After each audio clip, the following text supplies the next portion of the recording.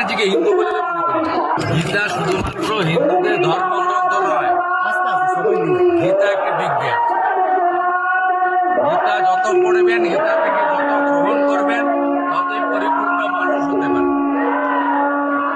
গীতা একটি বিজ্ঞান, আন্তর্জাতিক বিজ্ঞান। আমি 23-এও অংশগ্রহণ করেছিলাম, আজকেও অংশগ্রহণ করলাম।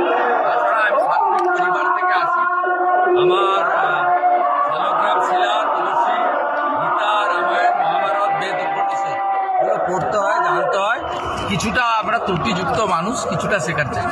শুভেন্দুদা, তৃণমূল কংগ্রেস তারা বলছে এটাও নাকি রাজনীতির একটা অংশ।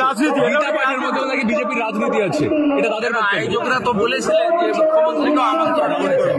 মুখ্যমন্ত্রী না এসে প্রমাণ করলেন তিনি প্রকৃত হিন্দু নন।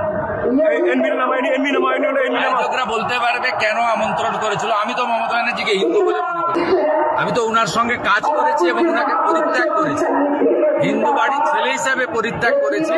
কারণ তিনি সীমাহীন দোষণ, হিন্দু ধর্মকে কালচারাল প্রোগ্রামে পরিণত করা, পিতৃপক্ষে পুজো উদ্বোধনে যাওয়া এবং মহাকুম্ভকে বলা থেকে, হিন্দু ধর্মকে গন্ধা ধর্ম বলা থেকে, রাম মন্দির বিরুদ্ধে মিছিল বের করানো থেকে শুরু করে হিন্দুদের আঘাত দেওয়ার জন্য যা যা করার তিনি করেছেন, তার পুলিশ মন্ত্রিত্বে মা কালীকে প্রিজন ভ্যানে উঠতে হয়েছে।